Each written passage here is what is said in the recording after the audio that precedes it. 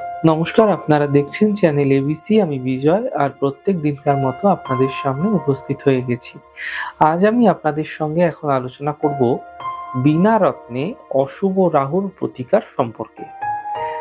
দেখুন, বিনা রত্নে আপনারা অশুভ রাহুর প্রতিকার করতে গেলে কিছু নিয়ম, কিছু কানুন আপনাকে পালন করতে হবে। সে বিষয়গুলো নিয়ে আলোচনা করার চেষ্টা করব মুখ্যত। দেখুন, প্রত্যেক শনিবার দিন লোহার কোনো বস্তু আপনারা দান করতে পারেন। শ্বশুর বাড়ি থেকে কোনো উপহার আপনারা নেবেন না।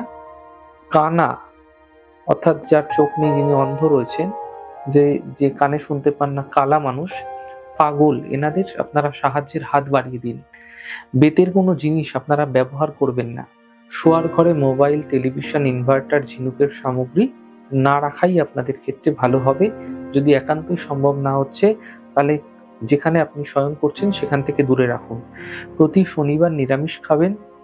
দেবী ছিন্নমস্তার যন্ত্রমের পূজা উপাসনা করুন, দর্শন করুন, অঞ্জলি প্রদান করুন এবং প্রসাদ আপনারা আপনারা চড়ান। মা দুর্গার পুজো করুন। একটি সাদা চন্দনের ছোট কাঠকে রাত্রেবেলা কাঁচের গ্লাসে অর্ধেক জলের মধ্যে ডুবিয়ে রেখে 12 ঘন্টা পর প্রতিদিন সকালে 1 কাপ করে 43 বা 44 দিন টানা পান করুন। ঠিকভাবে করলে রাহুর অশুভ প্রভাব কিন্তু ধীরে ধীরে কম হতে দেখতে পাবেন। বেদানা, বিট, গাজর, জাম এগুলো খাবেন না। বাড়িতে রূপোর একটা 4 চৌকো যে টুকরো হয়, সেই টুকরো আপনি আপনার কাছে রাখতে পারেন, অথবা আপনি যেখানে শয়ন করছেন সেখানে রাখতে পারেন। রাস্তার কুকুরগুলোকে, স্ট্রিট ডগগুলোকে সাবধানে আপনারা খাওয়ার দিন। পাগল কুকুর থেকে সাবধান থাকুন, বিপদ হতে পারে। কুকুরকে মারবেন না, কুকুরকে সেবা করুন। পেঁপে বেশি করে খাবেন, কারণ পেঁপে বৃহস্পতির ফল। নিজের মাতৃদেবীকে, নিজের মাকে রূপোর গহনা আপনি দিতে পারেন। যে কোনো সোমবার দিতে পারেন, যে কোনো শুক্রবার দিতে পারেন। জলস্রোতে নারকেল ভাসিয়ে দিতে পারেন যে কোনো শনিবার। ইলেকট্রিক্যাল বা ইলেকট্রনিক্স জিনিস উপহারে হিসাবে আপনারা নেবেন না কারোর থেকে। কেউ যদি দিচ্ছে তাকে অবশ্যই কিছু পয়সা দিয়ে দিন। সোনার হার পরুন একটা গলায়। যদি সম্ভব না হচ্ছে তাহলে রূপোর হারও আপনারা ধারণ করতে পারেন। পরপর 8টি সপ্তাহ, ন্যূনতম যে কোনো 8টি সপ্তাহ আপনারা গরিবকে কালো বস্ত্র দান করুন। নিঃস্বার্থভাবে করুন। মনে অহংকার আনবেন না, কখনোই এমনটি করবেন না। বসে বা শোবার সময় পায়ের ওপর পা রেখে দোলাবেন না। অনেকেরই একটা অভ্যাস আছে কি, যখন তারা বসে থাকে, যখন তারা কোথাও ট্রেনে জার্নি করছে, বাসে জার্নি করছে, কোথাও বসে আছে, তো পাটাকে সবসময় দোলায়। এমনটি করবেন না। এতে রাহু কিন্তু অশুভ প্রভাব ভীষণভাবে দিয়ে থাকে। সূর্যাস্তের সময় সূর্য দেখবেন না, সাধারণত চেষ্টা করবে। বাইরে থাকলে সে কথা অন্য, কিন্তু না দেখারই চেষ্টা করবেন। ছবি তুলবেন না। মানে যখন সূর্য অস্ত যাচ্ছে, সেই অস্তমিত ছবির সূর্যের ছবি তুলবেন না। এতে রাহু মহারাজ চরমভাবে অশুভ ফল দেয়। শনিবার কালো বস্ত্র পরিধান করবেন না এবং প্রত্যেকভাবে সূর্য প্রণাম করুন, সূর্য মন্ত্র জপ করুন।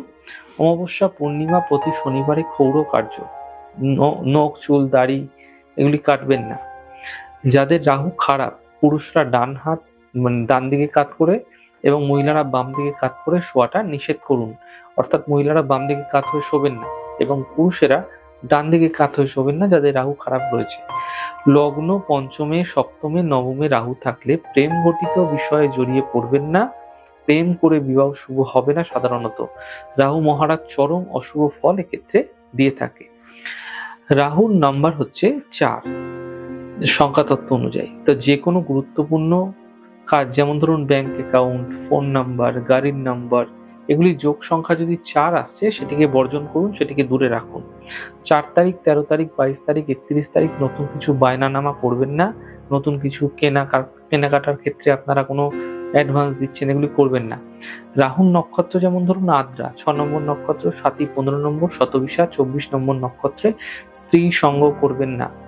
যাদের জন্মছকে শুক্রের সঙ্গে মঙ্গলের যোগ রয়েছে, তারা অবৈধ শারীরিক সম্পর্ক এড়িয়ে চলুন এবং গোমেদ ধারণ করবেন না কখনোই ভুলেও। প্রতিদিন অশ্বগন্ধা গ্রহণ করুন। অশ্বগন্ধা একটি গুঁড়ো পাউডার, এটি আপনারা মেডিসিনের দোকানে পেয়ে যাবেন, আয়ুর্বেদিক মেডিসিনের দোকানে। কারণ রাহুর সাধারণত মানসিক অস্বস্তি দিয়ে থাকে, শারীরিক চাপ সৃষ্টি করে থাকে। অপরদিকে অশ্বগন্ধা উৎকণ্ঠাজনিত মানসিক চাপ থেকে কিছুটা রেহাই দেয়। তাই আপনারা অশ্বগন্ধা নিলে এক্ষেত্রে কিন্তু মানসিক অস্থিরতা উদ্বেগ থেকে বাঁচতে পারবেন। রাহুর অশুভ প্রভাব আপনার উপর কম হবে এই জিনিসগুলি আপনারা যদি মেনে চলছেন তাহলে। আমাদের এই ছোট ছোট আলোচনা আপনাদের কিরকম লাগছে অবশ্যই লিখে জানাবেন। যদি ভালো লেগে থাকে সেক্ষেত্রে লাইক করতে, কমেন্ট করতে, সাবস্ক্রাইব এবং শেয়ার করতে বন্ধুদের সঙ্গে ভুলবেন না। অনেক ভালো থাকুন, সুন্দর থাকুন, সুস্থ থাকুন। আগামী পর্বে দেখা হবে।